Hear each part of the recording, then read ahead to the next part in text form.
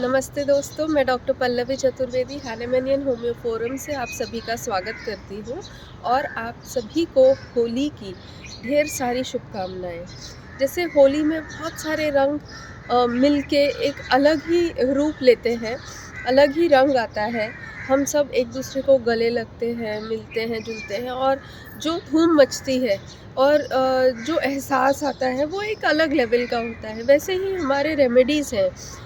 जब एलिमेंट्स या कंपोनेंट्स एक दूसरे से मिलते हैं, जब मिश्रण होता है उनका, तो उनका जो चित्रण सामने आता है, जो पर्सनैलिटी उभर के आती है, तो वो अलग होती है। जैसे हम कहते हैं ना, संगत का असर होता है। तो हम जैसे हैं, अगर हम किस टाइप के लोगों के साथ घुल-मिल रहे हैं, बातचीत कर रहे हैं, कैसा जुड़ाव है, उसके ऊपर से हमारे पर्सनैलिटी पे भी इफ़ेक्ट आता है और आस-पास भी हम वैसा ही प्रभाव डाल सकते हैं। तो वैसे ही हैं हमारे रेमेडीज़, जैसे 2 एलिमेंट्स जैसे पोटेशियम और कार्बोनेट को आपने जोड़ दिया तो काली काप बना। तो काली काप की क्या पर्सनैलिटीज़ में क्या खूबियाँ हैं, काली सल्फ़ की क्या है? तो हम ऐसे ही काली ग्रुप ऑफ रेमेडीज़ पे थोड़ा-सा फ़ोकस करेंगे और यही समझने की कोशिश करेंगे कि इनको हम क्लिनिकली कैसे बेटर यूज़ में लेके आएँ। बुक्स में बहुत सारी जानकारी है, हमारे ऑथर्स ने बहुत सारा हमको सिखाया है, पढ़ाया है और वहीं से पढ़ के मैंने भी अप्लाई किया है, सेमिनार, लेक्चर्स सुन के। लेकिन मैं थोड़े से क्लिनिकल टिप्स आपको दूँगी कि आप इन रेमेडीज़ को कैसे बाइफरकेट, कैसे डिफ़रेंशिएट करें और आप उसको बेटर यूसेज में कैसे लेके आ सकते हैं ना। तो अगर हम देखें, काली काप जो है वो कार्बन कंपोनेंट से जुड़ा है, कार्बन जो हर लाइफ फॉर्म में प्रेजेंट है। तो काली काप का जो पर्सनालिटी है वो हमको ज़्यादा कॉमनली देखने मिलती है, इसीलिए हम काली काप के ऊपर बहुत फोकस करते हैं। आपको क्लिनिक में सबसे ज़्यादा काली काप देखने मिलेगा, जहाँ तक मेरा मानना है। और दूसरे भी 2 रेमेडीज़ मैं बताऊँगी जो बहुत कॉमन है, जैसे फॉस्फोरस बहुत अबंडेंटली अवेलेबल है एटमॉस्फेयर में। फिर सल्फ़र बहुत ज़्यादा अर्थ क्रस्ट में आप देखेंगे तो मैक्सिमम सल्फ़र आपको मिलेगा, प्राप्त होगा। तो इसीलिए काली फॉस, काली सल्फ़, काली काप बहुत कॉमनली आपको दिखते रहेंगे। तो इनकी खूबियाँ क्या हैं, इनकी बारीकियाँ क्या है? तो काली काप का जो मेन एस्पेक्ट बोलते हैं ना, जैसे मैं एक मूवी के थ्रू आपको थोड़ा-सा दर्शाना चाहूँगी, क्योंकि ये आपको समझने में, याद रखने में आसानी होगी। तो आपने 1942 अ लव स्टोरी देखी होगी, उसमें जो अनुपम खेर का कैरेक्टर है और ऐसे बहुत सारे कैरेक्टर्स हम जानते हैं, पर हमको ये नहीं मालूम कि ये इस रेमेडी को पढ़ने में इनसे आसानी होगी।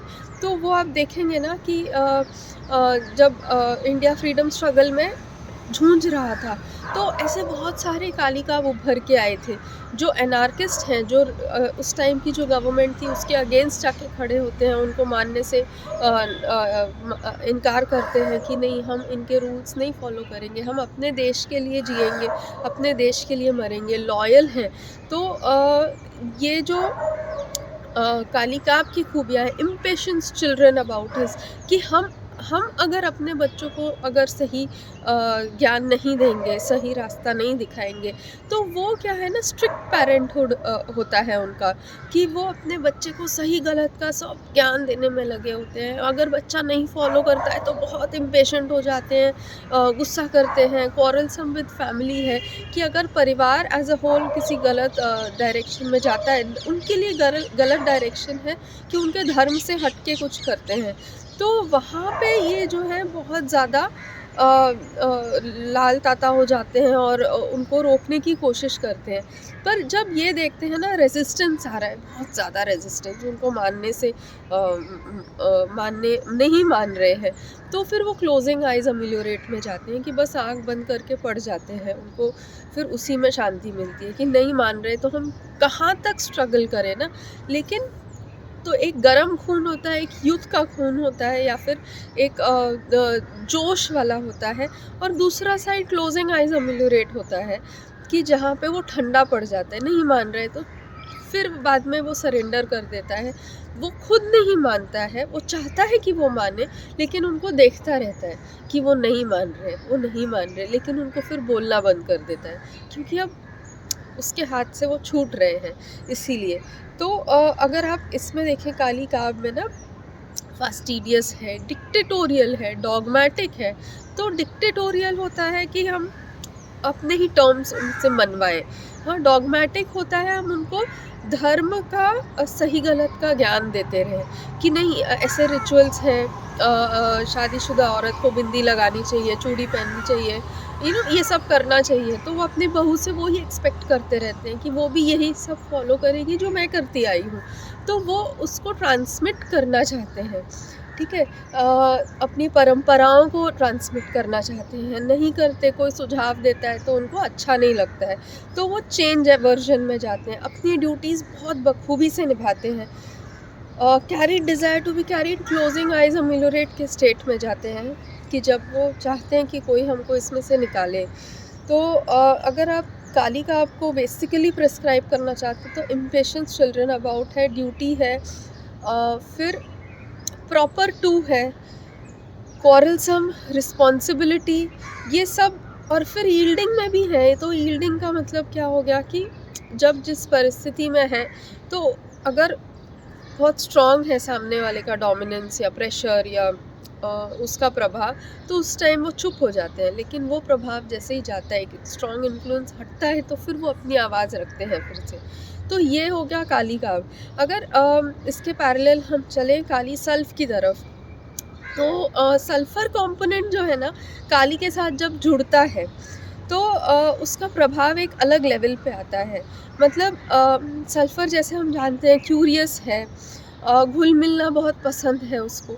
लेकिन आप काली सल्फ़ को देखें ना, हर एक जब भी वो जुड़ते हैं ना, उनका जो इम्पैक्ट आता है वो एकदम अलग लेवल का होता है। हर एक पर्सनालिटी एक यूनिक पर्सनालिटी बन जाती है।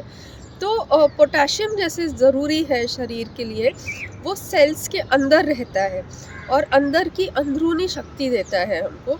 लेकिन जब वो सल्फ़र से जुड़ जाता है, उसका इम्पैक्ट, उसका इफ़ेक्ट अलग हो जाता है। तो काली सल्फ़ में क्या है ना, एलिमेंट्स फ्रॉम मेंटल एक्सर्शन अगर आप देखें तो सारे काली ग्रुप के रेमेडीज़ में एलिमेंट्स फ्रॉम मेंटल एक्सर्शन दिखता है, क्योंकि वो बहुत काम करने वाले लोग हैं, वो मेहनती लोग हैं। लेकिन काली सल्फ की कंपोनेंट क्या आ जाती है कि वो सेंसिटिव टू क्वारल्स में जाता है, एलिमेंट्स फ्रॉम क्वारलिंग। अगर उसने किसी से बहस कर ली तो उसको परेशानी शुरू हो जाएगी, क्योंकि उसके अंदर एक ब्रदरहुड सेंसेशन है कि ये सब हमारे ही तो लोग हैं। तो उसमें एक सेंसिटिविटी अलग ही लेवल की आती है। जैसे वो इम्पेशंस चिल्ड्रन अबाउट में काली काब है, लेकिन काली सल्फ में जो है ना, वो नेचर लविंग दिखेगा आपको, प्लीजिंग दिखेगा, लोगों को खुश करता है। और उसके बात करने का जो लहजा है, जो तरीका है, वो जैसे लोक्वेसिटी में जाता है, इतनी बातें करने आती हैं उसको, वाइवेसिटी, ओपन हार्टेड, चीयरफुल। और उसके अंदर ना एक अलग ही एलिमेंट है जो आपको काली काब में नहीं दिखेगा, कि वो हंसी खुशी वाला आदमी है। आपको बहुत स्ट्रेमोनियम, बेलोडोना जैसा लगेगा, हायोसाइमस जैसा लगेगा, या फिर एक बचपना दिखेगा उसके अंदर कि cheerful, dancing, laughing, singing, loquacity के साथ में है, कॉन्फिडेंट, इलेटेड। वो क्या चाहता है ना कि झगड़ा ना हो, हम आपस में मिलजुल के रहें और खूब सारी धमाल करें, मस्ती करें। सब उसको बहुत अच्छा लगता है कि लोग उसके घर आएँ, वो लोगों के लिए कुछ ना कुछ करता रहे, cares for others, cares for relatives.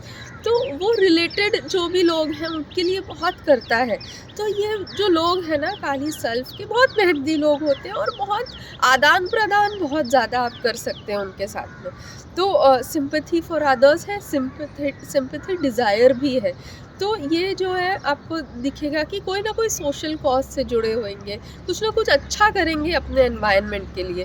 तो इसीलिए ये sadness when thinking of business में जाते हैं, क्योंकि इतना करने जाते हैं ना कि कहीं ना कहीं एक उनको लगता है कि हमारा चल नहीं रहा है, धंधा नहीं चल रहा है, क्योंकि वो बहुत ज़्यादा सोशल कॉज में घुस गए हैं। तो इसीलिए बिजनेस में उनको प्रॉब्लम आती है, प्रॉफिट कितना आ रहा है, लॉस कितना जा रहा है, वो हिसाब किताब उनके बस की बात नहीं रह पाती है। लेकिन जब काम करते हैं तो rest can not, until things are in proper place, plus rest desire, मतलब इतना करते हैं परफेक्ट परफेक्ट परफेक्ट। तो वो जो काली का एलिमेंट है ना वो इसमें आ रहा है, लेकिन वो साथ में रेस्ट डिज़ायर भी चाहते हैं। तो despair over is work, fear of work, ये सब में जाते हैं। लेकिन आपको अगर इनको पहचानना है तो आपको उनको नेचर, ऑर्डर, पेशेंस बहुत है। जैसे हमने काली का में इम्पेशेंट चिल्ड्रन अबाउट देखा, इसमें आपको पेशेंस भी मिलेगा कि ये धैर्य रख के समझदारी से आगे बढ़ते हैं। ठीक है। अब ये हो गई काली सल्फ की बात। अगर हम काली ब्रोम पे जाते हैं ना, तो काली ब्रोम आपको बहुत ज़्यादा हायोसाइमस जैसा लगेगा। उसमें जो ब्रोमीन एलिमेंट जुड़ता है, तो उससे उसका इम्पैक्ट, उसकी पर्सनालिटी अलग लेवल पे बनती है। इन लोगों से आप बहुत ज़्यादा जुड़ाव नहीं महसूस कर पाएंगे, लेकिन एट द सेम टाइम आपको लगेगा ये बहुत मेहनती लोग हैं, इतना मेहनत करते हैं, लेकिन कहीं ना कहीं उनको सेटबैक होता है। इसीलिए elements from business failure and elements from cares and worries में रहते हैं वो, कि अब कैसे होगा, अब क्या होगा, मेरा वहाँ पैसा अटका हुआ है। तो मेनोपॉज एग्रावेट में क्यों जाते हैं? क्योंकि मेनोपॉज जब उन्हें मेहनत कर ली है, पर उसका फल जो मिलना चाहिए था ना, वो नहीं मिल पाया है।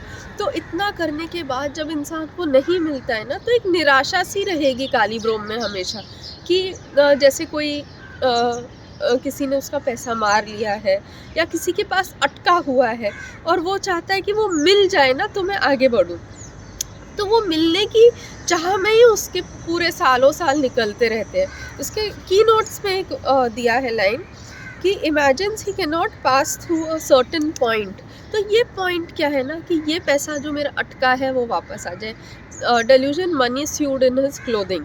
तो क्लोथिंग उसका खुद का है, या तो भाई है, या चाचा है, या मामा है, या काका है, या दोस्त है, या कोई तो भी बिजनेस एसोसिएट है, कहीं तो है वो उसका खुद का है। मेरा ही बिजनेस है और मेरा पैसा वहाँ पे अटका हुआ है, वो अगर मिल जाए तो मैं आगे बढ़ूँ। तो इसीलिए वो बहुत ज़्यादा सतर्क हो जाता है, suspicious looking on all side, mourning about the fate. जो मेहनत से हमने अपनी राह बनाई, लेकिन हम नहीं हासिल कर पाए, तो लाइट डिज़ायर चाहता है, उस राह में लाइट डिज़ायर चाहता है।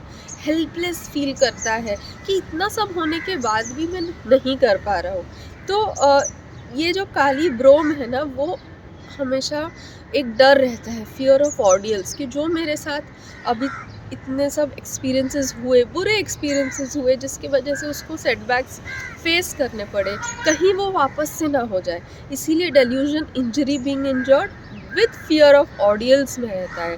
तो ऑडियल बहुत बड़ी यातनाएं ये लेके चलता है अपने साथ। मैं नेक्स्ट वीडियो बनाने जा रही हूँ, जिसमें मैं आगे के काली के रेमेडीज़ एक्सप्लोर करूँगी। तो आशा करती हूँ आपको ये 3 रेमेडी थोड़े से अप्लाई करने में इजी होंगे। Thank you so much. Bye.